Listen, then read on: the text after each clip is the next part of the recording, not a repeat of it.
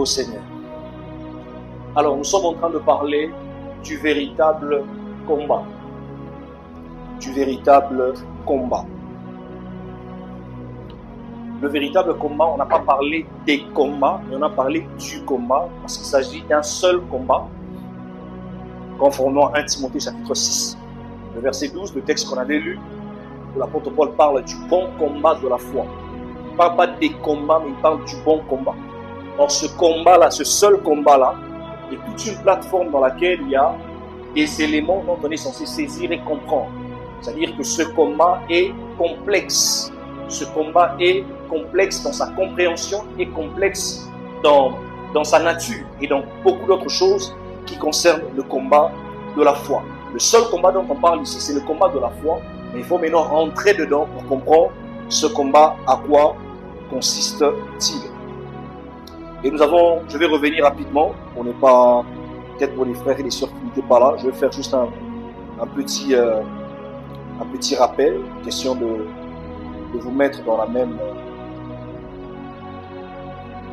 ligne que nous, et puis nous allons décoller sur ce qui est prévu aujourd'hui.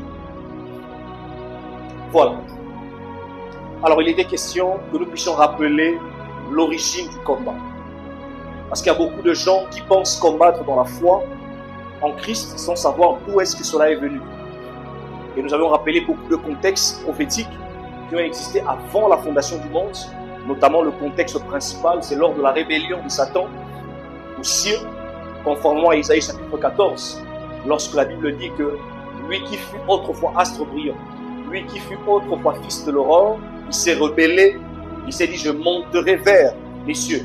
Vous avez expliqué concernant les cieux, le terme cieux dans les Écritures a plusieurs significations selon le contexte. Les cieux ou le ciel peut signifier dans le contexte géographique, le ciel dans lequel on habite. Les cieux peuvent aussi être dans la dimension du deuxième ciel, conformément à Éphésiens chapitre 6, où il est écrit que les esprits méchants habitent dans les lieux célestes. Les lieux célestes dont il s'agit, c'est le deuxième ciel. Et le troisième ciel, là où l'apôtre Paul fut ravi, c'est le paradis, là où siège le Seigneur. Mais malgré ce ciel-là, il y a encore d'autres niveaux dans le ciel. Dans la parole, dans Chronique, je crois, 24, parle des cieux des cieux. C'est-à-dire que le Seigneur, étant dans les cieux, il y a encore d'autres niveaux dans les cieux. C'est comme ça que Satan, ayant envié le niveau des cieux du Seigneur, voulait aller encore vers ces cieux-là. Donc, il voulait ravir le trône du Seigneur. Et c'est comme ça qu'il fut précipité. J'avais expliqué quand on dit précipité ou tomber, ce n'est pas seulement dans le sens où il t'a pouillé, c'est dans le sens de la dégradation. C'est-à-dire qu'il avait des fonctions. On avait pris des textes tels que Ézéchiel, je crois, 28, où on parle du chérubin protecteur. Les chérubins, c'est les types d'anges qui siégeaient autour du trône. Les anges qui avaient des privilèges sur la présence du Seigneur. Et lui était chérubin protecteur, il était élevé en dignité. Donc il avait envié le niveau du Seigneur. C'est comme ça qu'il fut précipité. Et dans Apocalypse 12, on nous a expliqué comment est-ce que cette scène s'est passée. Et vous allez voir, toutes ces scènes prophétiques que je relate, lorsque vous allez entrer dans les contextes de ces différents textes, vous allez vous rendre compte que les prophètes parlaient des rois de ce temps, de leur temps. On parlait du roi de Tyr, du roi de Sidon. Mais il fait un sursaut prophétique pour parler de ce qui s'est passé avant l'existence du temps. Tout comme Jean dans l'Apocalypse, il parlait des événements qui arrivent, mais il ouvre une brèche pour nous montrer la scène de ce qui s'est passé lorsque Satan fut précipité. D'ailleurs, la guerre qu'il y eut dans les cieux, c'était les anges qui s'en est en chargé. C'est le Seigneur lui-même qui envoyait ces gens, et puis après, ils ont précipité Satan, ainsi que les anges déchus. Et alors, lorsque Satan fut précipité, nous entrons maintenant dans une configuration. Le Seigneur siège au ciel, et sur la terre, où il y a la Bible, où il y a encore presque rien, il y a Satan qui fut précipité avec tous ses anges. Alors la configuration se met. La configuration selon laquelle il faut que le Seigneur ait son trône au ciel, il faut que la terre soit son marchepied. Le Seigneur doit commencer l'œuvre de la création. Et pour commencer l'œuvre de la création, il a fallu que l'Esprit de Dieu puisse se mouvoir au-dessus du système, au-dessus des eaux dont Satan incarnait la sommité ou le sommet. Et l'Esprit du Seigneur étant au-dessus, il a fallu que la lumière fasse quoi? S'impose. C'est comme ça que la Bible dit que la lumière soit. Or, cette lumière n'est rien d'autre que la préfiguration ou la révélation de Christ, parce que Christ est le premier-né de la création. Christ est la prééminence de la création. Christ est la fondation avant que la création ne vienne. Pourquoi? Parce que la fondation était déjà sous le chaos, le chaotique. La terre était informe est vide parce que Satan était précipité. C'est dans ce cheminement-là, lorsque Adam fut créé, et Adam fut mis au jardin d'Éden, et Adam pécha, Genèse 3, et en ce moment-là, le Seigneur va commencer à prononcer un ensemble de sentences, parmi lesquelles le Seigneur va déjà faire une prophétie de la croix. Il dira que la postérité de la femme écrasera la tête de la postérité du serpent. Mais la postérité du serpent va quand même le blesser le talon. C'est-à-dire qu'il ouvre une période prophétique qu'on appelle la période prophétique de l'écrasement de la tête du serpent et de la blessure du talon. C'est là l'origine du combat. C'est là l'origine de l'inimitié qu'il y a entre la postérité de l'ivraie et la postérité du blé. Est-ce que je me fais comprendre? Donc, ce sont des choses que je rappelle, je ne vais pas rentrer en détail parce qu'on a eu le temps d'expliquer cela le dimanche passé. Et alors, il fallait expliquer la nature de ce combat. Éphésiens chapitre 6, Paul est en train de nous dire que nous n'avons pas à lutter contre la chair et le sang. Il ne s'agit pas de faire des efforts physiques. Il ne s'agit pas de taper les gens comme ça par les mains. Il ne s'agit pas d'exercer, je ne sais pas moi, quel type d'intimidation pour dire que voilà, nous sommes en train de combattre. Mais il s'agit de saisir le combat par rapport à sa sphère. Il dit que nous combattons contre les principautés, contre les autorités, les dominations, les esprits méchants établis dans les lieux célestes. Et dans 2 Corinthiens, il va dire que si nous avons reçu les armes pour combattre, c'est pour renverser les forteresses. L'apôtre Paul élève notre combat à un standard, les standards des forteresses. Les standards où ce n'est pas seulement un petit démon qui te dérange, ou un petit sorcier qui veut t'envoûter. Les standards où tu entres vers la source de là où se passent les choses. Où tu déranges carrément les forteresses établies. Que ce soit dans les familles, dans votre famille, dans des quartiers, dans des avenues. Partout où le Seigneur t'établit, tu deviens un élément dérangeant. Pourquoi? Parce que dans chaque milieu, dans chaque secteur, il y a des forteresses, il y a des autorités spirituelles. Et c'est là le niveau de standard que le Seigneur nous attend. C'est là le niveau du combat qui nous attend. Et on a appuyé cela dans Matthieu chapitre 13. Lorsque Christ donne la parabole de l'ivraie et du blé, il donne la prophétie de l'ivraie et du blé, il dit que les deux doivent croître ensemble. On n'a pas seulement dit que l'ivraie doit croître. Parce qu'aujourd'hui, on fait trop l'apanage de comment est-ce que l'œuvre de l'ennemi est en train de croître. On voit comment est-ce que Satan est en train d'opérer. On voit comment est-ce que Satan détruit des familles, détruit des nations, ainsi de suite. On voit comment est-ce que le mal est en train de s'empirer davantage. Oui, ça montre que de son côté, il est en train de comprendre cette prophétie-là. Eux, ils travaillent pour croître à leur niveau. Or, la prophétie ne concerne pas que l'ivraie, concerne aussi le blé. Et d'ailleurs, le Seigneur a dit, il leur laisse du temps. Pourquoi? Parce que, au risque de vouloir détruire le blé, plutôt le livret, on va détruire le blé.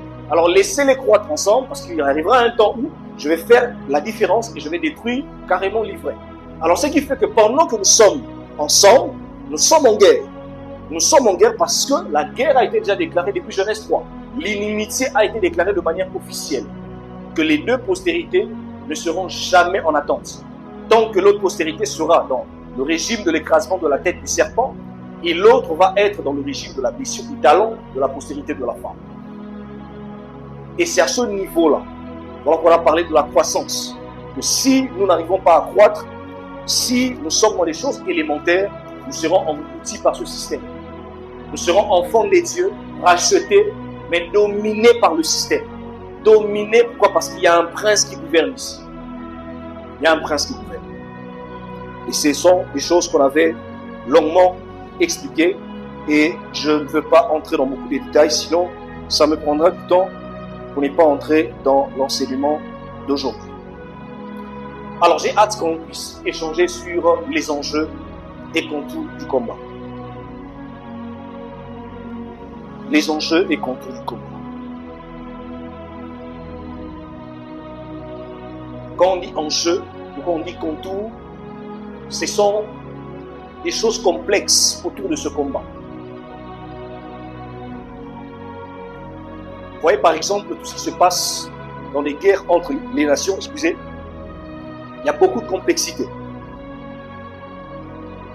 Dans les guerres des nations, il y a beaucoup de complexité. Tu verras, il y a les enjeux économiques, il y a des enjeux liés à un positionnement géopolitique, il y a des enjeux politiques et ainsi de suite. Ce qui fait que vous verrez une guerre, par exemple, ce qui se passe à l'est de notre pays, mais il y a beaucoup d'intérêts autour de ça. Il y a beaucoup de sphères, beaucoup de prismes, comme on dit.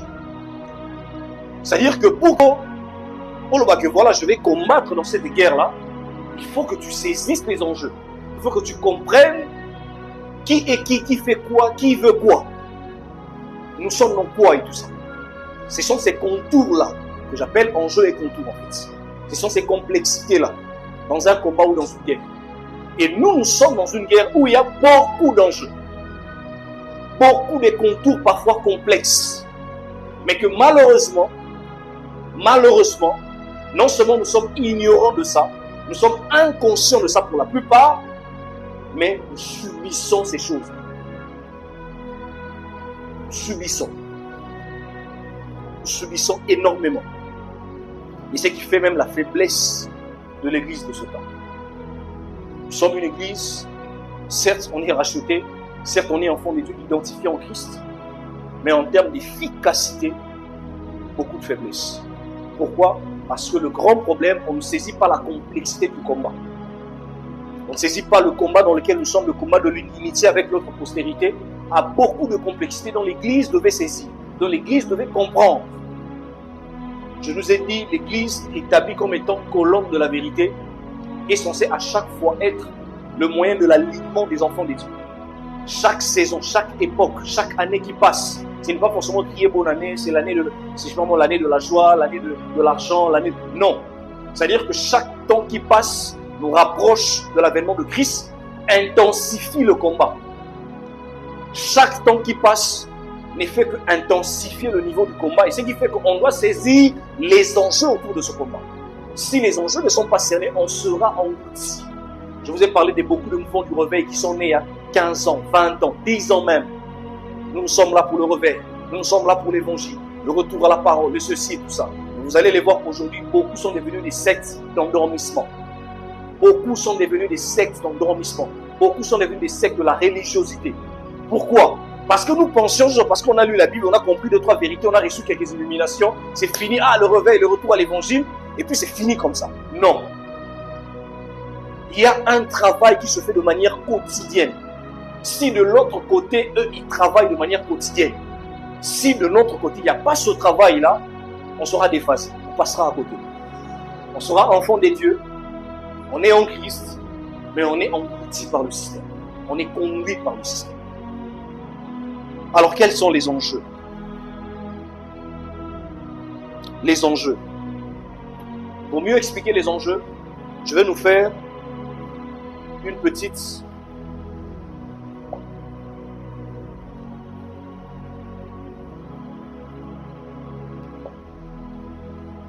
nous avons d'un côté l'identité, notre identité bien sûr, et de l'autre côté la mission. Suivez-moi très bien, je vais expliquer quelque chose de très fondamental. En ce qui concerne notre identité en Christ, tu es enfant de Dieu, tu es racheté, tu es scellé du Saint-Esprit, tu as tout ce qu'il y a comme nature que tu as reçue de la part de Christ.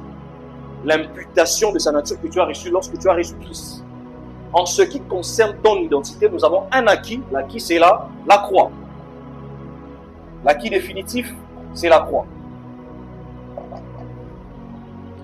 Et sur ce terrain, Satan n'a aucun mot à dire.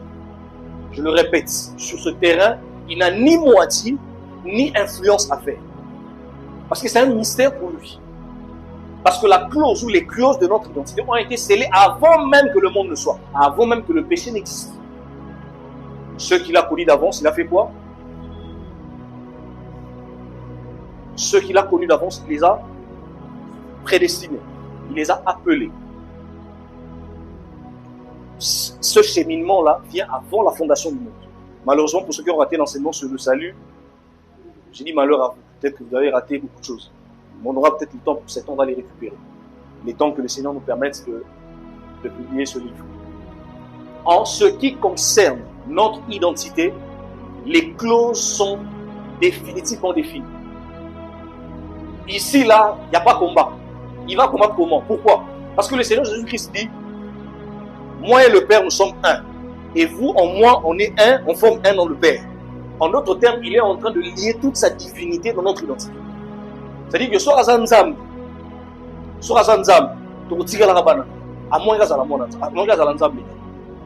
donc le Seigneur a mis en jeu même sa propre divinité pour notre identité.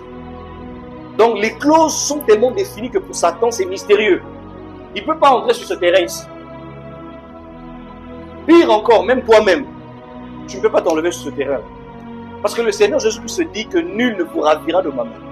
Je ne perdrai aucun de mes brebis, aucune de mes brebis. C'est-à-dire il fait des clauses, il fait des serments, des choses qui sont restées définitives. Nous devons recharger à Zati. Donc sur ce terrain ici, c'est un acquis. C'est un acquis définitif. Voilà pourquoi si tu n'es pas encore sur ce terrain ici, il faut que tu te précipites en fait sur ce terrain ici. Il faut aimer être sur ce terrain ici. Tu es racheté, tu es saint en Christ, tu es justifié, tu bénéficies de l'adoption, tout ce que vous voulez ici.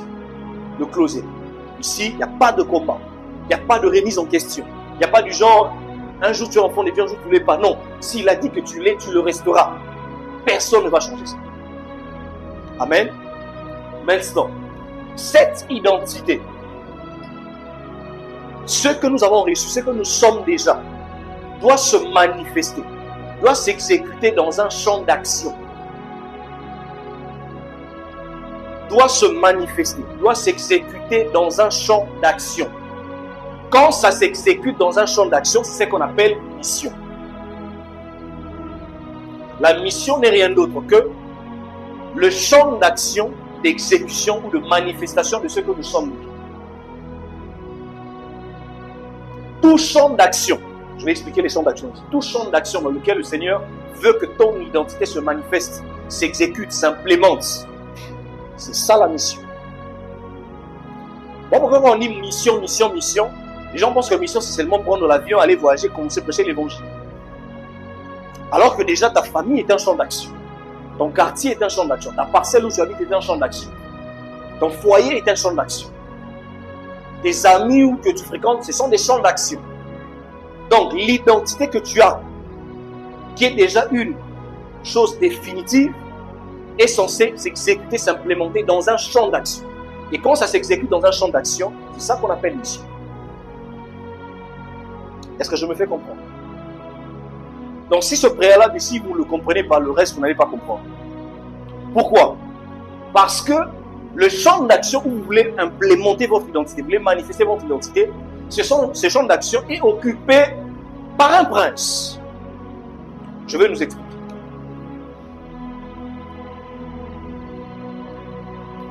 Ici, c'est Adam. Ici, c'est la croix. Ici, c'est le retour de Jésus. Le retour de Jésus, ça signifie Christ va être établi comme étant le roi, le prince de la paix sur la terre. Ici, Adam pêche. Satan devient le prince. Nous entrons dans une longue période de la principauté satanique. C'est-à-dire qu'au Banda Aor, c'est Satan qui est le prince. C'est Satan qui gouverne. C'est Satan qui est le prince de ce monde.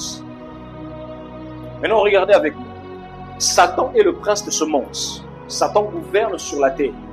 Le mot terre dans les Écritures a encore plusieurs configurations prophétiques. La terre ne signifie pas forcément ma belle dans un endroit. Non. Quand on dit Satan fut précipité de la terre, ce n'est pas seulement dans le contexte à quoi il y a ma belle, non. La terre a plusieurs configurations. Je vais citer quelques configurations sur la terre. Je prends une configuration de la terre. La terre peut aussi signifier le deuxième ciel dans lequel siège Satan. Quand on dit que les esprits méchants sont dans les lieux célestes, ce n'est pas le lieu céleste pour mon qui parle, non. C'est-à-dire c'est le gouvernement où est établie une certaine hiérarchisation du monde des ténèbres. Ça peut signifier le deuxième ciel. Ça peut manifester aussi les régions inférieures, là où siège le séjour de mort. Conformément à Éphésiens chapitre 4, où la Bible dit que Christ était descendu jusqu'aux régions inférieures. Ça peut aussi signifier le système éducatif du monde des ténèbres, qu'on appelle le siècle présent. Le siècle présent n'est rien d'autre que la mentalité du royaume des ténèbres. Au moment où vous avez un ministère, vous avez un ministère, il y a justice, ministre, industrie, ainsi de suite. Vous avez un ministère d'éducation. C'est-à-dire que dans votre gouvernement, il faut qu'il y ait un endroit où on doit éduquer les gens. Et dans le gouvernement de Satan, le siècle présent, c'est le milieu par excellence d'éducation des hommes, selon leur mentalité. Tout ce système-là, c'est ce qu'on appelle terre. Tout ce système-là, c'est le royaume de Satan. Et c'est pendant cette période que Satan gouverne, sur ces différents compartiments. Et c'est pendant cette période-là que nous, l'Église, nous naissons ici. L'Église est née. Que signifie notre naissance ici? Notre naissance ici maintenant inaugure la croix. La croix est devenue la matrice de la production d'une race supérieure à celui qui gouverne déjà ici. Spirituellement, une fois que tu nais dans la croix, tu nais de la croix, tu deviens une race qui est supérieure à celui qui est déjà établi comme gouverneur. Or, j'ai dit ici, ton identité, personne ne peut changer. C'est définitif. Mais comme tu es encore là sur la terre, tu es censé exécuter ou manifester l'identité, alors tu seras confronté à celui qui est prince de ce monde. Donc, dans la mission, c'est là où il y a l'enjeu, ici. L'enjeu, c'est ici. L'enjeu n'est pas ici. Ici, là, tu as cru, tu connais le Seigneur, gloire au Seigneur. Il t'a garanti son salut, il t'a garanti tout ce qu'il y a de bon ici. Mais c'est simple. Si le Seigneur, si tu as reçu le Seigneur dans ta vie, pourquoi le Seigneur ne te tue pas sur le champ?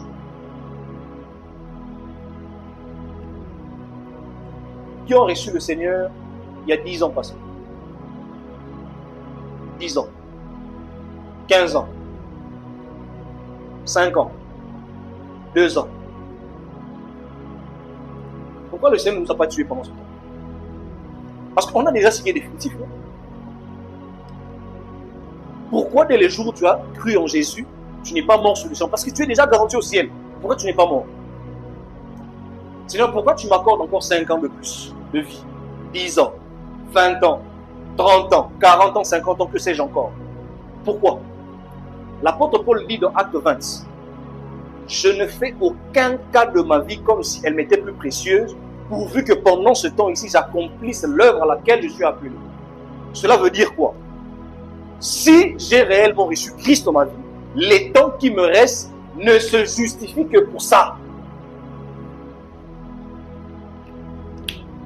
Ce qui justifie notre vie, ce n'est pas parce que tu as l'ambition de construire des grandes parcelles. Non. Ce n'est pas parce que tu as l'ambition d'avoir des beaux véhicules, des belles voitures. Non. Ce n'est pas parce que tu veux devenir un grand homme, une grande femme, je ne sais pas comment le dire. Non. Ce qui justifie ta présence ici sur terre, et puis le jour où tu as reçu Christ, c'est l'enjeu de la mission. Or, ici, là, c'est compliqué. Ici, là, c'est difficile. Parce que Satan a mis tous les mécanismes possibles. Je vais expliquer tout à l'heure la réalité de l'homme avant la croix, pour que vous compreniez le privilège que nous on a reçu d'être de la croix. Satan a mis tous les mécanismes possibles. Que ce soit ses principautés établies dans les lieux célestes, que ce soit le siècle présent, la manière dont il aimerait que les gens voient, les idéologies qu'il communique aux hommes, que ce soit même les religions, parce que derrière les religions, il y a aussi le pouvoir de Satan. Que ce soit les séjours de mort, c'est-à-dire quand tu meurs, là encore, il te prend là-bas. C'est-à-dire qu'il a tout mis comme mécanisme. Pour que vous qui dites que là, vous êtes en mission ici, là, vous ne soyez ni en mesure de le faire et que même vous vous arrêtez avant le temps. J'avais dit ça l'autre fois. Beaucoup d'enfants de Dieu sont en train de mourir avant le temps. C'est une réalité malheureuse, mais c'est vrai.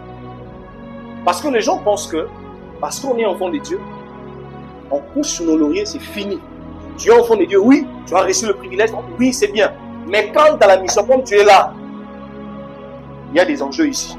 Il y a un prince, il y a un gouverneur. Il y a un gouverneur. Et j'ai toujours dit ça, c'est que nous, les enfants de Dieu, nous sommes comme une race qui est rebelle pour Satan. Pourquoi? Imagine nous en avons comme gouverneur, nous comme prince établi. Mais il y a une race qui naît dans cette contrée-là, qui sont naturellement plus forts que toi, ont le potentiel d'être au-dessus de toi spirituellement. Et cette race-là veut dire Non, nous, on va implémenter la mission, vous libérer les gens de là, du pouvoir de celui qui est là comme établi comme prince. Et vous pensez que ça va être normal comme ça? Vous pensez que Satan va vous laisser opérer comme vous voulez? Vous pensez que Satan va permettre à ce que vous travaillez dans toute liberté? Non, non et non et non. Et c'est là qu'on comprend maintenant les enjeux. C'est là maintenant que se situent maintenant les enjeux, que je vais expliquer encore. Regardez avec moi.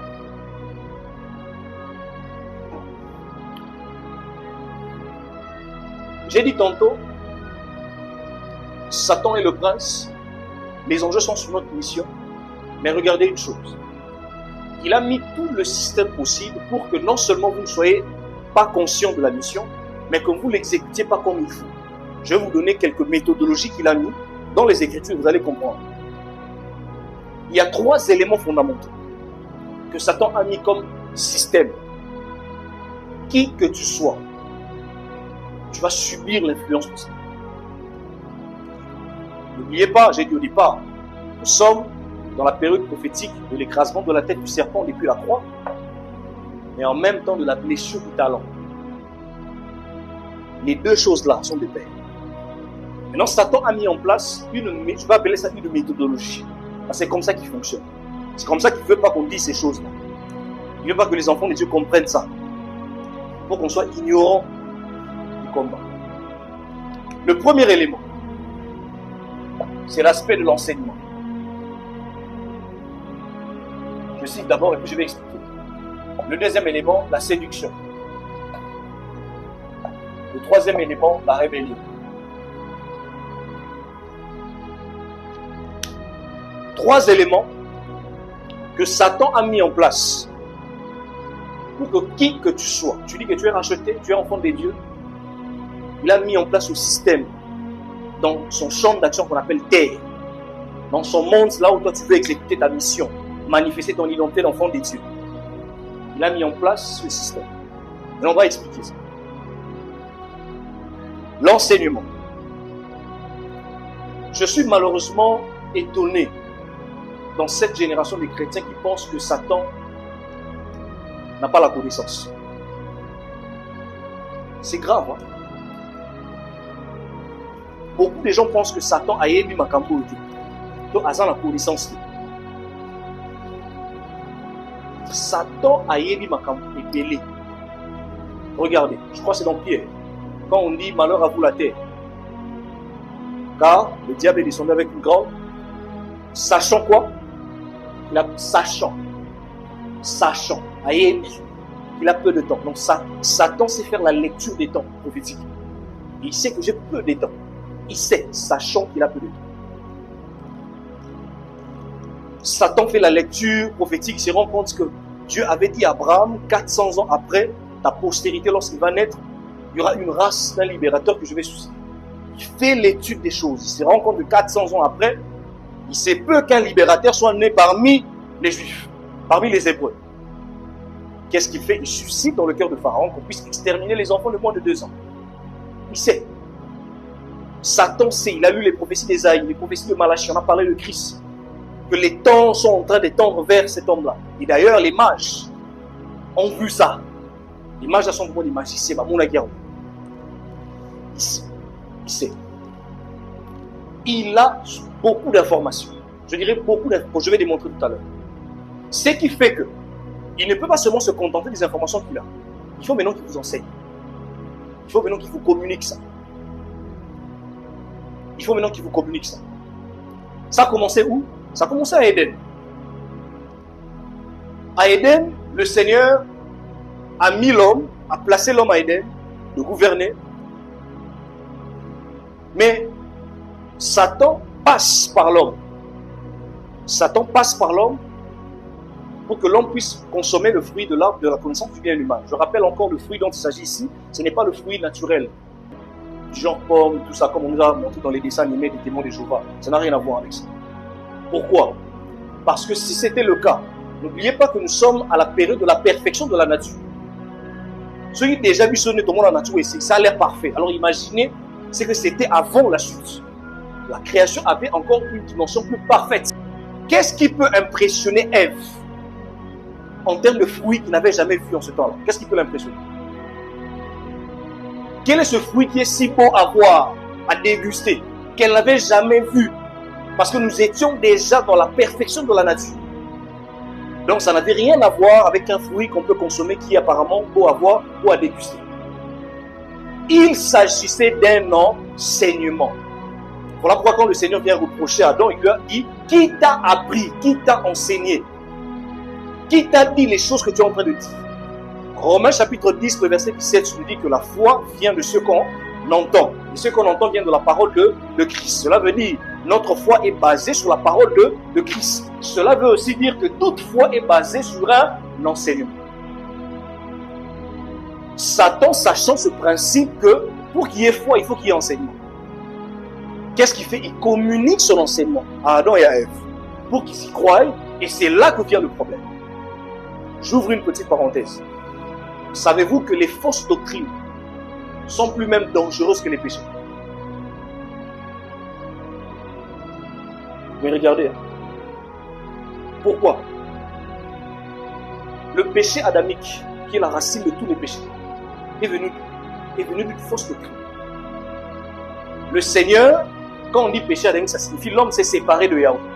Or, la séparation a eu pour cause quoi? L'enseignement, la fausse doctrine. Lisons 2 Corinthiens. Vous voyez peut-être que j'invente des choses ici. Mais regardez comme ça.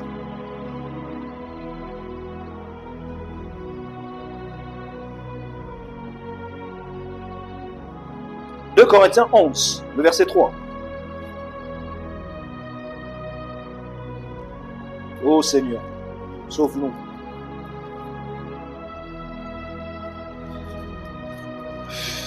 Je vais lire le verset 3. C'est Paul qui parle. Toutefois, de même que le serpent séduisit Ève par sa ruse, je crains que vos pensées ne se corrompent et ne se détournent de la simplicité à l'égard de Christ. Paul dit, je suis en train d'avoir peur et de craindre que de la même manière que Ève fut séduite par ses pensées. Ça signifie qu'il y avait un ensemble d'informations que Ève avait reçues et il y a mis foi. Et c'est ça l'origine du péché adamique. C'est-à-dire, on ne parlerait pas du péché adamique sans la fausse doctrine de Satan. C'est comme ça qu'aujourd'hui on parle de doctrine des démons. Les gens pensent que la doctrine des démons, c'est un pasteur qui vient vous enseigner à adorer Satan. Non! Non! Ça c'est vraiment du béaba. C'est pas ça. Ça c'est clair. Il sait que vous allez carrément le démasquer. Non, c'est pas ça. Doctrine des démons, ce sont des doctrines inspirées selon la doctrine de Satan, selon leur mentalité, qu'on va apprendre tout à l'heure, selon leur fonctionnement mental. C'est-à-dire que tu peux discerner ça n'a rien à voir avec le fonctionnement mental du royaume. Ça, c'est le Satan. C'est ça la doctrine des démons, l'inspiration des démons, l'inspiration de Satan. Alors je disais que nous sommes dans le contexte où les fausses doctrines ont pu engendrer le péché adamique, et les péchés adamiques ont engendré tout ce que nous connaissons comme péché. Alors ici, Satan travaille, il enseigne même devant les pupitres comme ça à l'église. Il prend des dispositions, il crée des religions, il crée des dispositions pour que l'homme ait une idéologie, ait une doctrine qui va influencer même son caractère, qui va influencer même sa nature. Voilà pourquoi je pleure souvent le manque de sérieux que nous, les enfants de Dieu, nous avons quant aux doctrines que nous entendons. Le manque de sérieux. Nous sommes dans une génération où on normalise et on banalise tout. Tout. Tu entendras vraiment qu'on vous enseigne des choses qui n'ont rien à voir avec l'évangile, mais tu y mettras la foi. Alors que Paul dit, ne mettez pas foi à tout esprit, mais éprouvez-le. Nous sommes dans une génération où la notion de l'épreuve des esprits est en train de diminuer. Pourquoi? Parce que Satan enseigne. Il enseigne. Dimanche comme ça, il a beaucoup enseigné à plusieurs personnes. Beaucoup. Des milliers dans le monde. Il les enseigne. Il les enseigne. Il communique sa pensée, il communique son idéologie, il communique sa doctrine. Il travaille. C'est-à-dire, il a mis des mécanismes pour que vous receviez suffisamment son idéologie. Que ce soit dans les églises, que ce soit dans la vie courante comme ça. Voilà pourquoi j'ai dit, il crée des religions. Derrière des religions se cache le pouvoir de Satan. En fait, on ne vous le dira pas ça comme ça, parce que les religions ont un peu tendance à vous rendre un peu pieux. Ah, nous on est pieux, nous on ne fait pas le mal, nous on n'est pas souciés, tout ça. Mais c'est quoi l'idéologie qui les anime? C'est là que vous comprenez qu'il y a l'œuvre de Satan. Donc, Paul parle du fait que je crains que de la même manière que Ève fut séduite par ses pensées, c'est-à-dire par les pensées qu'il a reçues de Satan, que vous tombiez aussi dans le même piège. Ça, c'est le premier niveau de la méthodologie appliquée par le monde des ténèbres pendant la période où il gouverne.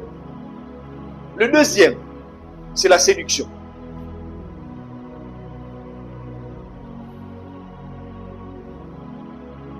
La séduction.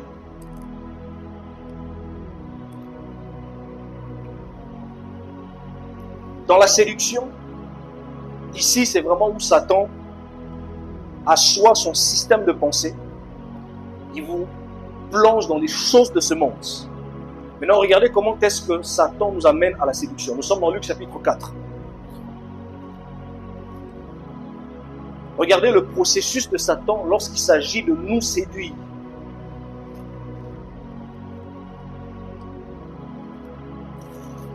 Luc 4. Ici, c'est le Seigneur Jésus. C'est notre Seigneur Jésus.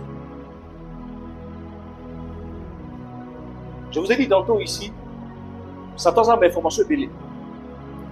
Il sait que c'est auprès de Adam, à Éden, qu'on avait remis la gouvernance de la terre. Il est allé vers Adam, il a tenté et il a réussi. Les prophéties sur Christ ont été annoncées et Christ est venu, il sait que c'est lui, le Mashiach. Qu'est-ce qu'il fait? Il va vers lui. Déjà, j'ouvre la parenthèse. Si Satan est allé vers le premier prince de la terre, Adam,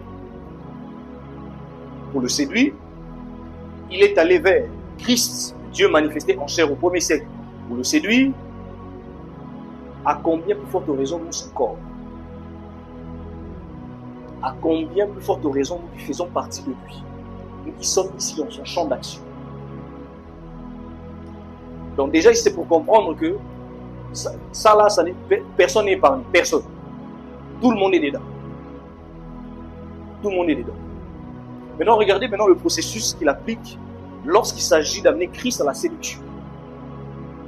Luc 4, je vais commencer à partir du verset, le premier verset. Jésus, rempli du Saint-Esprit, revint du Jourdain et il fut conduit par l'Esprit dans le désert, où il fut tenté par le diable pendant 40 jours. Il ne mangea rien durant ces jours-là et après qu'il fut écoulé, il eut faim. Le diable lui dit, là c'est Satan qui parle, si tu es fils de Dieu, ordonne à cette pierre qu'elle devienne pain, qu'elle devienne du pain. Je n'entre pas d'abord dans la réponse de Christ. Je reste sur la phrase de Satan. Si tu es fils de Dieu, chose à moi dans je vais toucher à ton ego. Ton ego. Il sait qu'il est fils de Dieu. Mais pourquoi tu veux le défier? Pour ça, on va par défi. Il sait que dans chaque humain, il y a la petite fierté là. C'est ce qui fait ta personnalité en fait. Il ne va pas aller loin, il va aller là, au fond là, dans ton ego. On m'a insulté devant tout le monde. L'ego est touché. On m'a manqué de respect devant tout le monde. L'ego est touché. On m'a chassé comme ça. L'ego est touché. L'ego. Il va là-bas. Il a appuyé ça avec Christ. Il sait que c'est lui le fils de Dieu, mais il veut le défier. Si tu es fils de Dieu. Il connaît la fonction ou le titre qu'il a. Mais il entre dedans. Si vraiment tu es enfant de Dieu. Si vraiment tu es pasteur. Si vraiment tu es prophète. Si vraiment. C'est comme ça, malheureusement, beaucoup de prophètes entrent dans ce piège. Si tu es prophète, prophétise sur la Coupe du Monde. Ah, vous allez sentir que j'ai vu, tel va gagner, on touche à ton ego, on touche à ton orgueil. S'il faut le dire ainsi. touche à ta personnalité, ta fierté en fait. Satan travaille sur les égos, vous ne pouvez pas imaginer. Et là, il n'épargne personne. Je dis personne. Regardez les églises, regardez les ministères. Il y a un seul élément qui tue, c'est l'ego. C'est l'ego. Moi, si je suis appelé, il croit quoi? On touche à ton ego. Faites l'œuvre du Seigneur ensemble. Ne vous entendez pas parce que lui, il montre que quoi? Que lui, il est ceci, que lui, il a plus de grâce et tout ça. L'ego. L'ego, l'ego, l'ego. Et plus il touche à l'ego, moins vous discernez que c'est lui qui touche à l'ego. C'est comme ça qu'il vous a. Donc le mode de séduction de Satan, c'est de toucher à l'ego. D'abord, de toucher à ton ego. Il sait que tu as beaucoup de fierté. Vraiment, quand on vient au Seigneur Jésus-Christ, il fait d'abord le travail de briser tous les aspects de notre ego là. Il brise ça. Ah mais il brise ça. Il brise. Pour que tu sois malléable dans sa voix. Sur sa voix. Parce que tant que tu as encore beaucoup de fierté là, c'est encore rien. Paul, tu as beaucoup de fierté. Tu as appris la religion juive. Tu as appris les principes de tes pères.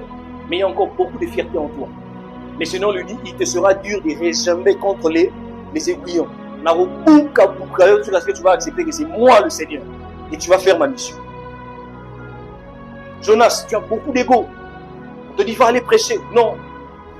Tu refuses. Pour tes raisons, ton ego. Le poisson va s'en charger. L'ego. L'ego. L'ego. Pierre, tu as reçu l'évangile. Mais tu forces les païens à judaïser. Tu les amènes à un niveau où de les forcer, même quand ils reçoivent Christ, il faut qu'ils adoptent les rites juifs. Et tu le fais avec plaisir. Et le Seigneur utilise Paul, va le recadrer en public. L'ego doit être touché. C'est comme ça quand tu diras Pierre, plus tard quand il rend témoignage de Paul, tu sens quelqu'un qui a compris les leçons derrière les réprimandes qu'il a reçues de Paul. Parfois, derrière certaines réprimandes se cache le bâton du Seigneur pour briser une fierté.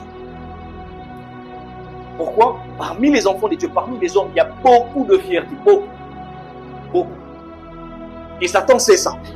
S'il n'a pas épargné Jésus, qui sommes-nous? Qui sommes-nous pour ne pas nous épargner? Là, c'est le premier processus. Toujours dans la séduction. Là, maintenant, Jésus lui répondit, ok, il est écrit, l'homme ne vivra pas de pain seulement. D'accord, là, on reviendra quand on parlera des arbres. Le verset 5. Le diable l'ayant élevé, lui montra en un instant tout le royaume de la terre. Et lui dit, je te donnerai toute cette puissance et la gloire de ces royaumes, car elle m'a été donnée et je la donne à qui je veux. Si donc tu te prosternes devant moi, elle sera toute à toi. Là maintenant, à cause de la phase rousse, après l'ego, il use de la convoitise. Pourquoi? Parce que Satan a été établi. Ici, Jésus ne l'a pas contredit. Quand il dit que ce royaume a été donné et tout ça, c'est moi qui gouverne. Satan a dit, Christ n'a pas dit, non, tu as menti, c'est faux. Non, il sait que c'est vrai. Parce que depuis Adam, Adam a perdu la couronne d'autorité. Et Satan est devenu le prince. Il dit que tout ce royaume, toute cette richesse m'appartient. Qu'est-ce qu'il veut faire? Il veut susciter ta convoitise. Regarde ce monde. Ça ne te plaît pas? Regarde les beaux bâtiments de ce monde. Regarde la richesse de ce monde. Il veut susciter en toi la convoitise. C'est comme ça que les dieux tels que les dieux mammon viennent. L'amour de l'argent, tout ce qui va avec. Et c'est parmi les divinités qui sont en train de faire mal parmi les enfants des dieux. Mammon. Mammon. L'amour de l'argent. La convoitise du monde. Vous entendez même les prédications, tout est rivé vers ça. On va vous enseigner tout ça là pour qu'à la fin, c'est le monde. Pour qu'à la fin, vous héritiez tout ce qui est dans le monde. Pour qu'à la fin, vous soyez les grands de ce monde. Au moins, un message qui tourne. Il y a un message, mais Nassou, que ça va devenir grand de ce monde. Nassou, non, on n'est rien. On sera rien, Christ est tout. Non. Pourquoi? Parce qu'il faut qu'il y ait de la convoitise. Satan doit te faire miroiter ce monde. Vous savez ce qu'il y a derrière même? Ça, je vais en parler sur les siècles présents. L'outil qu'on utilise des réseaux sociaux, là, parmi les objectifs qu'il y a derrière, c'est de créer un monde de l'impressionnisme, d'impressionner les gens. Que tu sois impressionné, que tu sois épaté. Tu verras, ah, belle photo de mariage, ah, il est allé à Dubaï, ah, il est allé à ceci. La convoitise se crée. Et il aime ça. Il se nourrit de ça. Vous voyez que des fois on cherche Satan, voyant que voilà, Satan c'est juste les sorciers de la famille, c'est juste les tantes ou les oncles qui sont au village. Mais les gens ne savent même pas que non, Satan est en train de manipuler leurs égos et les inciter à la convoitise de ce monde. Ça, ils ne voient pas ça. Pour eux là, ce n'est pas Satan. Parce que n'oubliez pas, je dis encore et je le répète, nous sommes dans la configuration prophétique de l'écrasement de la tête du serpent et de la blessure du talon. Le talon, c'est aked, je crois en hébreu, qui signifie l'arrière du pied. C'est-à-dire, il te tire par l'arrière, il te fait par ruse. Or, il y a un élément dont Satan utilise pour nous réclamer l'arrière de notre pied, c'est quoi? C'est la chair. Tant que nous habiterons cette tente terrestre, ça là, tant que nous habiterons cette tente terrestre, il continuera d'user de ces méthodologies. Parce que il a le droit de blesser le talon. Il a le droit de blesser le talon. Voilà pourquoi si vous n'êtes pas suffisamment ancré dans le régime de l'écrasement de la tête du serpent, vous subirez non pas seulement les blessures du talon, vous subirez les graves blessures jusqu'à vous amener à la mort avant le temps. Parce qu'il y a des blessures qui amènent à la mort. Et malheureusement, c'est le temps dans lequel nous sommes. Beaucoup meurent avant le temps parce qu'ils ont reçu suffisamment de blessures du talon de Satan, sans être suffisamment ancrés dans le régime de l'écrasement de la tête du serpent.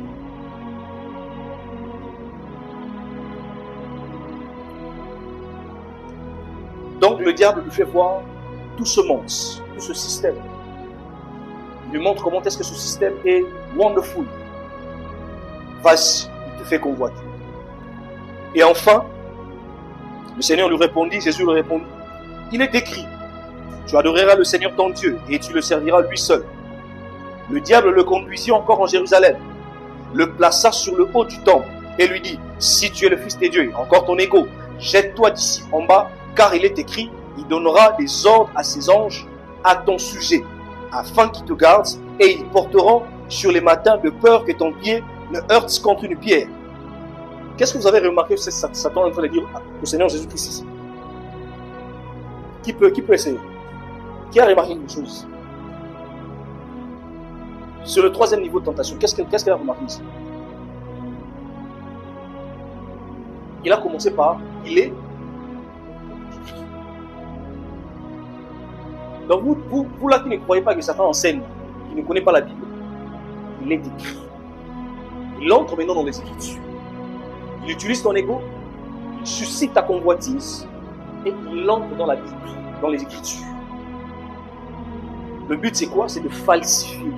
Le but c'est quoi? C'est de détourner la finalité. Parce que ce qu'il est écrit là, c'est vraiment écrit. C'est pas du mensonge. Jésus n'a pas dit non, il n'est pas écrit ça là, non. Il lui a donné un autre. Il est écrit. Mais il a quand même reconnu que ce qu'il a dit là, c'est vrai. D'ailleurs, quand vous lisez dans la Bible, surtout les Bibles qui mentionnent des commentaires, ils le mettent souvent dans le format tel qu'il était écrit dans l'Ancien Testament. Pour dire que c'est vrai. C'est vérifiable dans la Bible. Dans les Écritures, dans le Tanakh en fait. Ici, Satan utilise la Bible. Utilise les Écritures. C'est comme ça que nous sommes dans une génération où les gens sont prêts à utiliser les Écritures pour leurs intérêts. Ils sont prêts à utiliser tout ce qui est comme dans la Bible pour leurs propres intérêts. Tant que ça répond à leurs intérêts, c'est bon. Mais tant que vous leur faites voir une autre facette de ce que vous avez dit là, ça devient un problème. Voilà pourquoi le véritable problème, ce n'est pas seulement il est écrit. Le véritable problème, c'est aussi de comprendre ce qui est réellement écrit. Une chose est de savoir ce qui est écrit, ce qui est bien. Une autre est de comprendre ce qui est réellement écrit. Quand on dit comprendre, ça signifie tu regardes toutes les facettes possibles. Parce que les Écritures ont plusieurs facettes. Parce qu'en te présentant, il est écrit, Christ présente une autre facette. Pour dire que si tu dis qu'il est écrit, il est aussi écrit. Il y a aussi des éléments en fait. C'est là que je parle de la compréhension. C'est là qu'il y a la place de l'enseignement. Donc ça, c'est la méthodologie par excellence de Satan. Lorsqu'il s'agit de quoi? De la séduction. Parce qu'ici, le but, c'était quoi? C'était de séduire Christ. De les détourner carrément de la mission. De l'empresser aux choses de ce monde. Voilà pourquoi il lui a présenté ce monde. Il lui a présenté la gloire de ce monde. Tout ce que vous voulez. Mes frères, mes sœurs, tout évangile qui plus vous l'entendez, ça suscite en vous l'amour du monde, ne vient pas du Seigneur. Je le répète encore. Tout évangile que plus tu es en train de le consommer, ça montre en toi l'amour du monde. Ça ne fait que produire en toi l'amour du monde, ne vient pas du Seigneur. C'est ça d'ailleurs le procédé de Satan. C'est son procédé. Parce qu'on ne peut pas entendre l'évangile de Christ et produire pour fruit l'amour du monde. Non. On ne peut pas entendre l'évangile être aussi charnel tel que nous sommes aujourd'hui dans le fonctionnement de l'Église. Où on a tellement tout banalisé, tout est devenu normal, même les choses les plus abominables. Non, c'est qu'il y a un problème. On a consommé autre chose. On est en train de consommer autre chose. La séduction. Je disais, premier élément, c'est quoi? L'enseignement. Deuxième élément. Et troisième élément, la rébellion. Ici maintenant, il entre dans la phase où il n'a pas besoin de se cacher. Il n'a pas besoin d'appliquer la ruse. Il n'a pas seulement besoin d'avoir un système où il se cache. Ici, il faut qu'il commence à se déployer. Et c'est progressivement là où on est en train d'étendre. Parce qu'ici, il est déjà en train de réussir. Il enseigne beaucoup. Il a pris déjà beaucoup de personnes dans son filet. Il séduit beaucoup chaque jour. Il a pris beaucoup de personnes dans son filet. Ici, maintenant, il est passé à la vitesse supérieure. Parce qu'ici, il faut préparer le système à celui qui va venir diriger le mystère de l'iniquité qui est l'Antichrist. L'Antichrist doit arriver en un temps où l'iniquité est à son summum. L'iniquité à son paroxysme. C'est-à-dire que les abominations sont tellement normalisées que lui viendra simplement s'asseoir sur ça. Donc son système est déjà là. Paul le dit que le mystère de l'iniquité fait quoi? Agit, travaille déjà. C'est-à-dire que plus ça travaille, plus ça passe à une autre dimension. Si autrefois on parlait de Sodome et Gomorrhe rien que par l'homosexualité, aujourd'hui on parle du transgenre. Aujourd'hui même on parle du fait qu'on va aller dans Mars, on va aller dans d'autres planètes, prendre des races, des personnes et les amener ici. Vous pensez que ces gens-là sont des adamiques? Même derrière la technologie, ils sont là. On est tous aujourd'hui la génération IA. La génération intelligence artificielle, c'est bien, ça nous aide par rapport à beaucoup de choses sur le plan professionnel et tout. Mais sachez que c'est aussi un outil qui va faciliter beaucoup de choses. Parce qu'il faut créer aux hommes une confiance en un outil. Et derrière cet outil-là, on va faire quoi? On va rassembler les gens autour de ça. Et on va communiquer l'idéologie, puis on va manifester que voilà, il s'agit d'un tel, il s'agit d'un tel.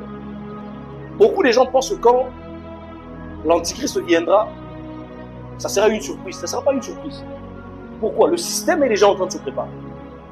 Le système est en train de se mettre en place de manière naturelle. En fait, c'est-à-dire tu es obligé d'accepter.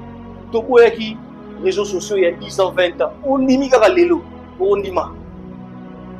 Oh, nous sommes le mouvement contre les réseaux sociaux. Nous sommes le mouvement qui défend contre. Tu vas accepter. C'est le système. L'IA est venu il n'y a pas longtemps ici. Les gens étaient contre. Ah non, tu vois, ils sont là. Vous êtes dedans. Il faut accepter jusqu'à ce que quand il viendra là, personne ne va contester.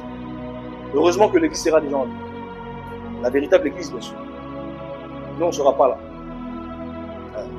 Si toi, tu seras là, c'est ton problème. Nous, on ne sera pas. Nous, on ne va pas accepter ces bêtises-là. Nous, on est en mission. On est en mission ici. On est conscient de la mission. On sait qu'on n'est pas ici pour dormir sur nos lauriers. Église, le temps que nous passons, ce n'est pas pour coucher sur nos lauriers. On n'est pas ici sur terre pour être dans nos conforts. On est ici, on est en mission. On est en combat. Tozana Bitumba. Nous sommes environnés là. Ma principauté à gauche, le siècle présent à droite, les séjours de mort, c'est pas moi, derrière, et ainsi de suite. Tout est barricadé. Tout ça, l'expérience, on a en 2021. Dans Manzamou, première mission pour Kindara. Pour Bandi mission, je crois que tu étais là. Pour Kindara marché. Pour Théana, ça marche. Pour tout, on a bachar, on attaque tout soir. Oh, mais tout ça, limine. Tout qui est dans ça va se dire, mais voyez pour tout le monde là-bas, toi. Oui, pour tout le monde là-bas. Il y a un frère qui aimait beaucoup évangéliser vers la Tcham. Je ne vais pas citer son nom. À chaque fois, il nous ramenait des témoignages. J'ai évangélisé telle âme, j'ai fait ceci, j'ai fait cela. Et puis après un an, on a souffert. Frère, qu'est-ce qui s'est passé? Ah, frère, on a retenu là. Soit hello pour mon rôti, hello. Toi, tu étais simplement allé quoi? Évangéliser. Mais aucun intérêt à battre. Parce que le monde est suffisamment miné. Et tout ça, na génération chrétienne, ça na conscience que tout ça miné. Terrain zéro béba. Aucun politique, on a un grand homme politique, tu verras que le terrain est miné. Aucun affaire, aucun terrain est miné. Aucun dans le séculier, terrain est miné. Pas plus tard, le frère Elie me relatait l'histoire d'une dame qui travaille dans une grande institution internationale, une véritable sorcière, mais établie au sommet. Son but, c'est quoi? C'est d'initier tous les jeunes gens. C'est-à-dire, aucun environnement, tu peux profiter des avantages, mais il y a une manière de vous initier. Une manière de vous initier. Ce que les gens oublient, c'est que Satan a quitté phase. Il s'est caché. Comment on a révélé? Il faut qu'il se dévoile. Il faut que ça se cache. On ne parlera plus d'occultisme, parce qu'occultisme, ça signifie occulter, cacher. Non, ils ont quitté ce stade-là. Il faut que la rébellion soit manifeste. Il faut que toutes les bornes, même naturelles, soient renversées. L'usage de la femme et femme, homme. Il faut que ça soit normalisé. Comme me disait quelqu'un, que dans certains milieux occidentaux, un homme marié ou une femme mariée, faire l'adultère, c'est plus abominable en fait. Parce qu'ils ont quitté le niveau d'abomination, ils ne sont plus dans ce niveau-là. Ils sont au niveau où soit c'est homme, femme. Là où ils ont quitté, ils sont maintenant au niveau où un homme devient une femme. Et cet homme-là, cette femme-là, est censé avoir des enfants. Mais en Zalarani, Mbali par essence. C'est-à-dire pour eux, c'est à ce niveau-là un peu qu'on peut parler d'abomination. Ou sinon, d'une personne carrément qui n'a jamais été homme. Qui existe parmi vous. C'est-à-dire que le niveau est en train de monter pour qu'on aille ici, pour que ça soit visible. Et le terrain dans lequel Satan se prépare quotidiennement pour en arriver là. Il a masqué le système des Illuminati par des œuvres caritatives, il a créé les Rotary Club, ainsi de suite, pour vous préparer. Maintenant, il va quitter ce niveau-là. Il ne sera plus là-bas. Il faut qu'il se manifeste. Il faut que vous le voyez. Il faut que vous le connaissiez. Mais avant, il faut qu'il prépare son système. Il faut que le mystère de l'iniquité agisse. Comme ça, lorsque l'antichrist sera manifesté, que le système soit sans opposition. Pas la moindre opposition. Est-ce que je me fais comprendre? Les enjeux. Les enjeux. Et ça, c'était la méthodologie de Satan. Maintenant, je rentre toujours dans les contours. Dans les contours.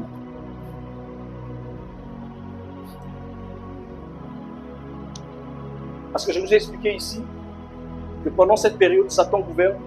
Nous, la race, on est nés et nous sommes une race supérieure qu'on est censé exécuter ou manifester notre identité, qui devient la mission. C'est derrière ça que se cachent les enjeux. Et Satan qui gouverne use de cette méthodologie ici. Vous voyez?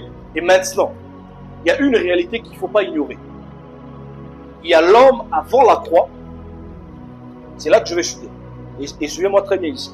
L'homme avant la croix et l'homme en dehors de la croix. C'est-à-dire qu'il soit avant ou après, mais il est en dehors de la croix. L'homme avant la croix. Ici, pour que vous voyez le privilège que nous avons reçu d'être au-dessus du système de Satan. Parce qu'il s'agit des contours maintenant. L'apôtre Paul dit ceci dans Éphésiens chapitre 5, le verset 32. Est-ce qu'on peut lire ça? Éphésiens 5, 32.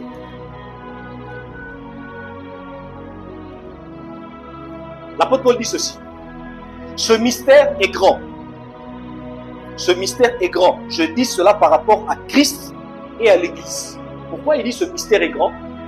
L'apôtre Paul, après avoir donné des conseils sur les hommes qui doivent aimer leurs femmes, les femmes qui doivent être soumises, ainsi de suite, il faisait carrément recours à Christ avec l'Église.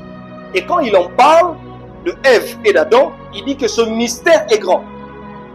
Derrière se cache la relation entre Christ et l'Église. L'apôtre Paul veut attirer notre attention que ce qui s'est passé au commencement entre Adam et Ève n'était pas qu'une histoire naturelle ou conjugale entre Adam, Ève, l'homme et la femme, mais concernait beaucoup d'informations prophétiques quant à Christ et l'Église, que nous sommes censés décortiquer. Voilà pourquoi il dit que ce mystère est grand. Maintenant, au commencement, qui était établi comme étant le gouverneur de la terre? C'est Adam. Qui est sorti d'Adam? La femme, Ève. Si Adam gouverne sur la terre, si Adam a reçu la gouvernance de la terre, par conséquent, Ève est aussi gouvernante de la terre. Ève bénéficie du privilège d'Adam d'être le gouverneur de la terre. C'est l'ordre que le Seigneur a établi. Adam en premier et ensuite Ève. Ce n'est pas de la discrimination ou bien ce n'est pas de la marginalisation. C'est l'ordre du Seigneur tout simplement. Pourquoi? Lorsqu'il y a eu péché, on n'a jamais parlé de péché d'Ève ou de péché évique. On parle de péché d'Adam ou de péché adamique. Pourquoi? Quand le Seigneur est venu, il a posé la question. Où es-tu? Il n'a pas posé à Ève, il a posé à Adam. Alors que c'est Ève qui était face au serpent. Pourquoi? Parce que c'est Adam que j'ai établi comme étant le prince. Je viens demander au responsable et non pas la personne qui est sous le responsable. Il dit où es-tu? La question du Seigneur où es-tu dans Genèse 3, ce n'est pas une localisation géographique d'Adam. Non. Ce n'est pas une localisation physique d'Adam. Non. Adam, tu as perdu le positionnement que tu avais. Le positionnement d'autorité que tu avais. Le positionnement sur les pouvoirs visibles et les invisibles. Le positionnement sur le pouvoir physique et le pouvoir spirituel. Parce que Adam avait reçu l'autorité de marcher sur tout.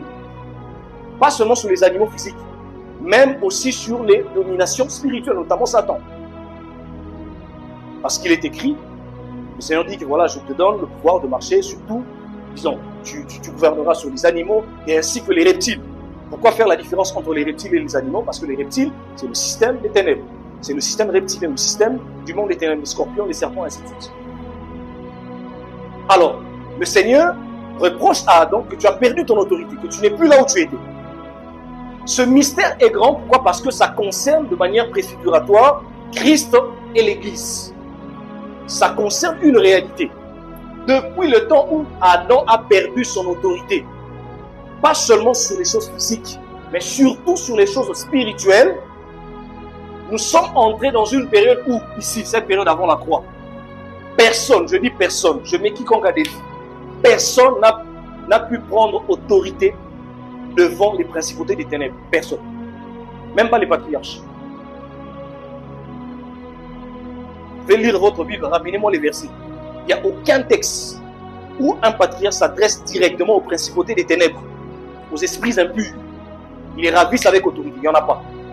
Pourquoi? Parce que depuis la chute d'Adam, depuis qu'Adam a perdu le positionnement d'autorité, l'humanité entière est entrée dans une phase où personne n'a l'autorité de parler comme ça face aux principautés des ténèbres.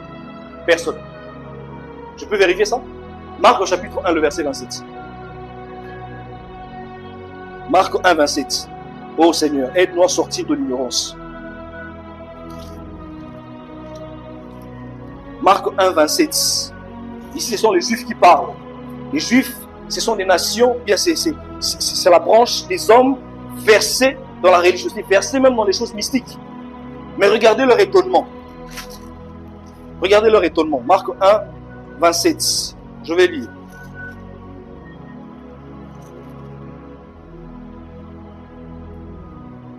Il dit, tous furent saisis de stupéfaction, de sorte qu'ils se demandaient les uns les autres, qu'est-ce que ceci?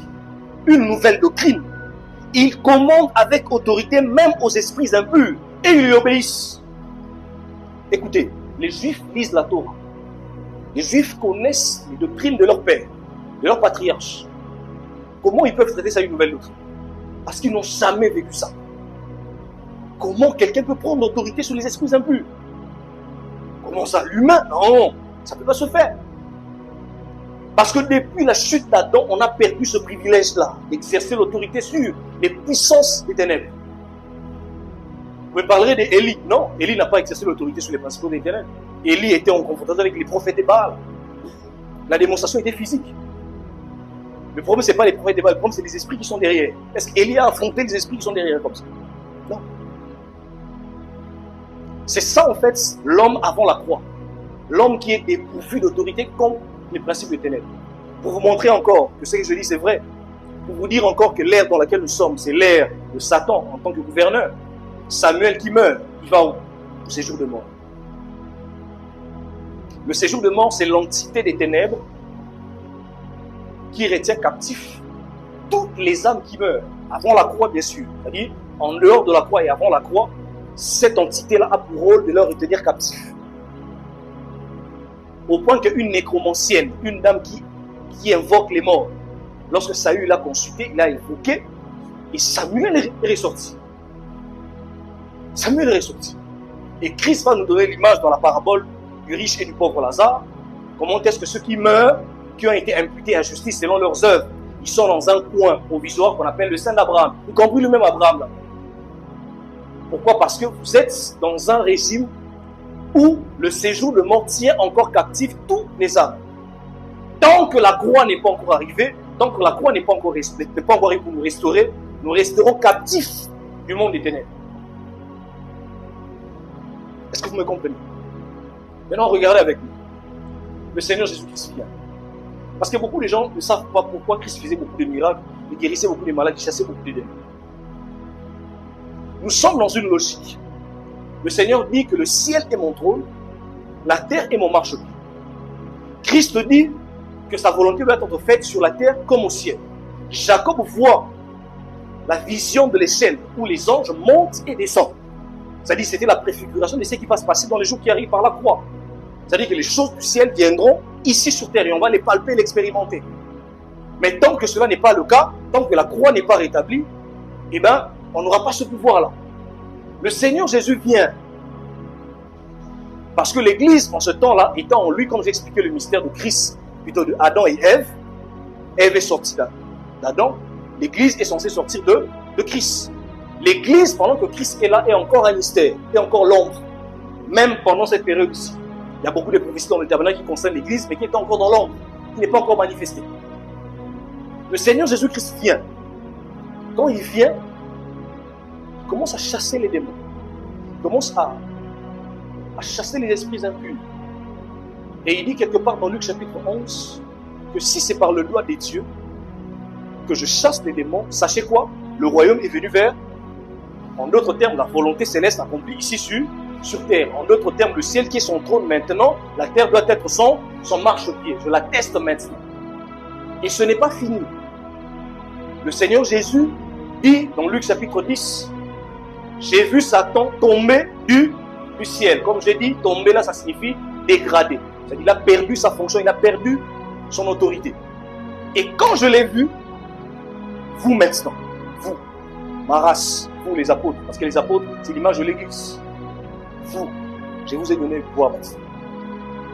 Marchez sur les scorpions, marchez sur les serpents. Quelque chose qui ne s'est jamais fait. Vous avez maintenant le pouvoir. Abraham ne l'a pas expérimenté. David ne l'a pas expérimenté. Vous, je vous ai donné le pouvoir maintenant. Marchez sur les scorpions, sur toute la puissance de l'ennemi. Et rien ne pourra venir. Parce qu'il a été dégradé. Là, il annonce déjà. Il annonce ce qui se passera lorsqu'il va rétablir toutes choses dans la croix. Mais l'Église étant déjà l'ombre, il donne des séquelles dans Luc 10. Pour confirmer encore ça, Matthieu chapitre 16, le verset 18. Tu es Pierre, sur cette pierre, je bâtirai mon Église. Le séjour de mort ne vont jamais prévaloir contre mon Église. Pourquoi? Le séjour de mort, comme je l'ai dit, c'était l'entité par excellence pour retenir les âmes captives après la vie sur terre. Et d'ailleurs, au 1er siècle, c'était ce qu'on appelait le démon des enfers. Comme citer le nom de Hadès, ce jour de mort, tout le monde avait peur. N'oubliez pas que nous sommes à l'ère de l'Empire gréco-romain. C'est-à-dire même les Juifs sont influencés par beaucoup des cultures, des divinités même romaines. Quand on citait le nom de Hadès, tout le monde avait peur. Même les apôtres avaient peur. Et le Seigneur Jésus rassure. Même Hadès là, il ne peut jamais prévaloir contre mon Église, contre Ève, qui est cachée en Adam, mais qui va se manifester à la fin.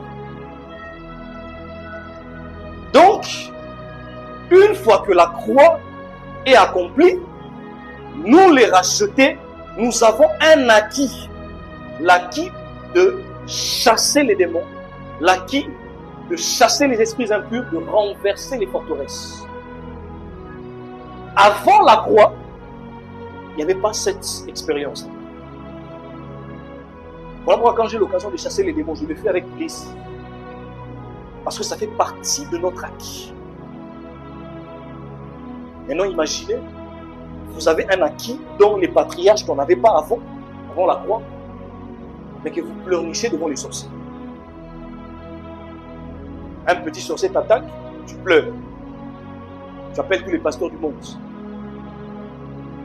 Nous blaguons avec la puissance de la croix. Comme je l'ai dit au départ, nous sommes de ceux-là qui avons reçu des missiles, des armures à caractère nucléaire, plus que même le nucléaire. Que si on largue auprès des forteresses, ils nous soient avec précision. Mais nous sommes les plus méconnaissables quant à l'utilisation, quant à la conscience de ces éléments. Satan ne supporte pas ça. Il ne supporte pas. Je suis là, ma machine est baby. Machine est baby. Ma machine est baby. L'autre, ma machine est baby. Il n'aime pas. Je dis, mais tu penses qu'avec ça, tu vas m'empêcher de prêcher ça? Rien. Rien du tout. Vendredi, c'est quoi? Qu'est-ce qui se passe? J'ai prêché l'évangile. Il n'aime pas ça. L'homme avant la croix n'avait jamais reçu le privilège d'exercer l'autorité directe sur les principautés des ténèbres. C'est l'acquis que nous avons reçu, nous qui sommes rachetés. C'est à nous, c'est notre acquis. Maintenant, si l'homme avant la croix n'avait pas connu ça, et l'homme en dehors de la croix a le même sort. Je pleure lorsque on peut passer toute une année, de janvier à décembre, mais pas enseigner les gens la croix. On ne peut pas savoir comment ça fait mal. Comment voulez-vous avoir des personnes qui vont être sauvées sans la croix? Impossible. Impossible. Jésus ne chassait pas le démon juste par plaisir. Non. Il démontrait que je suis en train d'obéir à une logique qui doit se respecter. Vous voyez quand un Américain, malgré leur folie là, quand ils se disent qu'on est la première puissance du monde et tout ça, ils peuvent aller dans tel pays. Lui, il n'est pas en train de bien faire ça. Il n'est pas en train de bien faire la politique. Il n'est pas en train de prendre en charge sa population. Ça ne le concerne en rien. Mais il se considère comme étant le maître de ce monde. Il peut venir, il vous tue là-bas. Il peut prendre un président élu, il le prend comme ça, il les capture. Parce que voilà, ils se disent que c'est nous les maîtres. Ils peuvent permettre de bombarder les gens là-bas. Mais quand Russie va bombarder, non, comment ils bombardent? Sanctions. Nous, on doit bombarder, pas vous. C'est-à-dire, dans leur folie, ils se considèrent comme étant les gouverneurs de ce monde. Ils se disent qu'on doit faire appliquer la logique. Et c'est ce que le Seigneur Jésus faisait au 1er siècle. Je viens dans un terrain qui est dominé par un prince depuis la chute d'Adam jusqu'à mon retour physique. Et je viens sur ce terrain-là, je commence à chasser les esprits des impurs. En fait, je suis en train d'obéir à une logique. Pourquoi? Parce que la croix est la force des rachetés ici sur terre, parce que le trône est établi au ciel. La croix, c'est le trône au ciel, l'autorité sur la terre. La croix, c'est le trône au ciel, l'autorité sur la terre. La croix, c'est le trône au ciel, l'autorité sur la terre. La croix, c'est le siège de Yahweh sur le ciel et le marchepied ici sur terre. Le marchepied. Le marchepied. Donc, il faut que la logique soit respectée. Il faut que la logique soit respectée. Il faut que la logique soit respectée. On ne peut pas autant, là où toi tu es, le champ d'action par naturel où tu es, dans ta famille, la sorcellerie puisse avoir autant d'ampleur. Tu es là. Et tu normalises. Tu sais que cette mort ici n'est pas normale. Cette personne est morte avant le temps. Mais tu penses que tout est normal. Mais tu dis que tu fais partie du régime de la croix, du régime de l'écrasement de la tête du serpent. Théorie. Théorie. Théorie. Je vous ai dit ici, beaucoup de moments du réveil, 20 ans, 30 ans, 15 ans, 10 ans même, beaucoup sont devenus des rois spirituels. Beaucoup. Parce qu'ils ne savent pas que les enjeux et les hommes attendent. Les deux semences doivent croître. Et si votre croissance est ralentie par des choses élémentaires, vous serez englouti. C'est comme ça que beaucoup meurent même avant le temps, sans accomplir l'enjeu de la mission. Ici, je répète ici l'identité, il n'y a pas de problème, tout est acquis. C'est un mystère même pour Satan. Il ne sait même pas savoir, je ne sais même pas s'il comprend ce que Jésus explique là.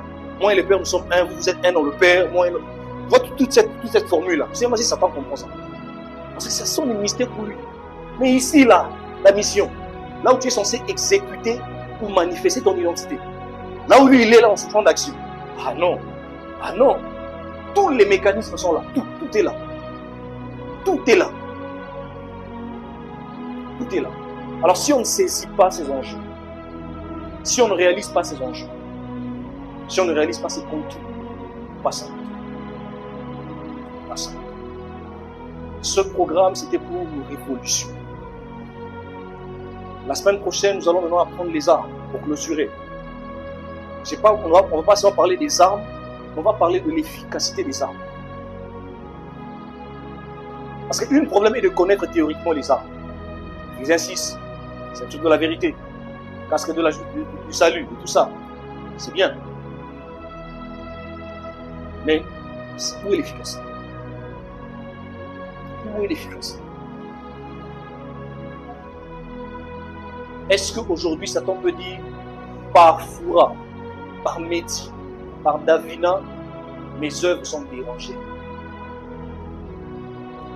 Mes œuvres sont dérangées dans telle famille, mes œuvres sont dérangées dans telle vie.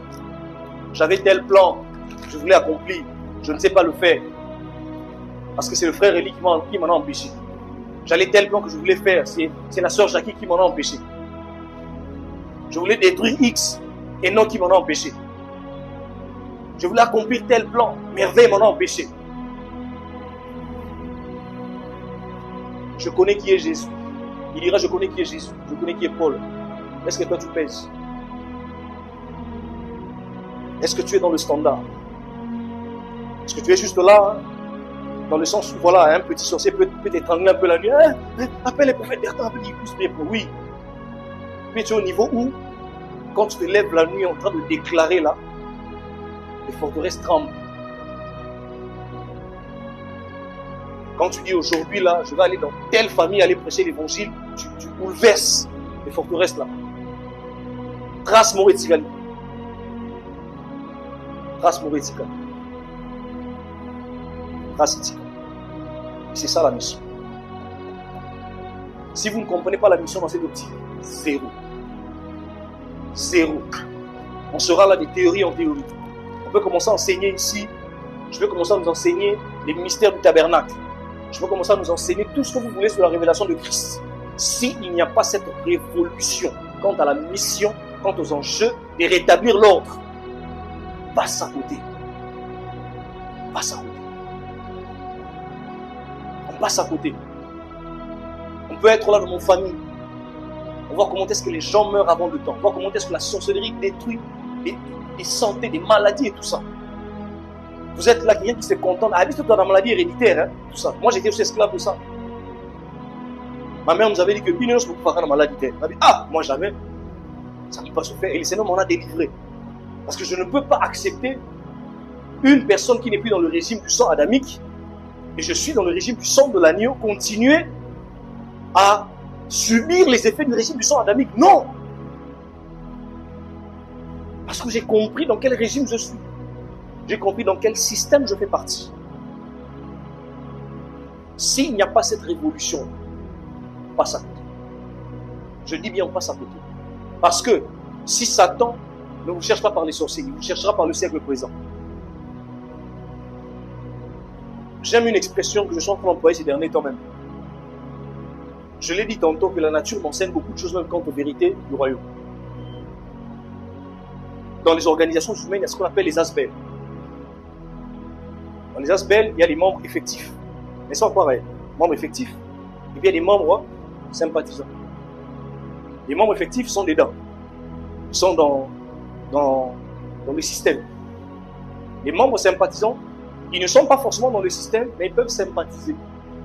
Ils peuvent contribuer. Satan a son système. Il sait que tu es de l'autre système. Mais il veut seulement que tu sympathises à tout système.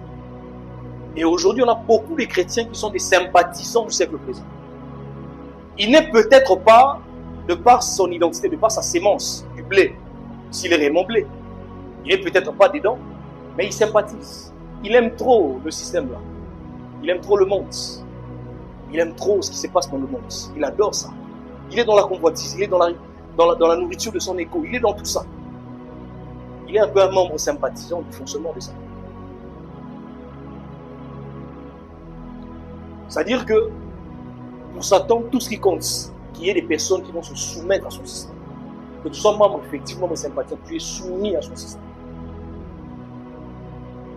Tu es soumis. C'est-à-dire un petit peu tranquille partout. Comme une sœur me posait la question, finalement, Tobé m'a raté. Donc, il y a eu partout aux ambitions. L'ambition de Tobé m'a dit, il y a dimension. Sur l'ongement forteresse sa famille, sur une forteresse qui n'a pas forteresse sa ville, qui n'a pas forteresse sa quartier, qui n'a pas forteresse sa nation, qui n'a pas forteresse jusqu'à ce que le Mashiach revienne. Parce que c'est là où on va maintenant se reposer, parce que le maître est établi maintenant comme moi. Mais tant que ce n'est pas le cas et que nous sommes là, on n'est pas là pour dormir. On est en mission, on est en guerre. On est en guerre. On est en guerre. Est-ce qu'une personne est révolutionnaire cet après-midi? Est-ce qu'on peut se lever pour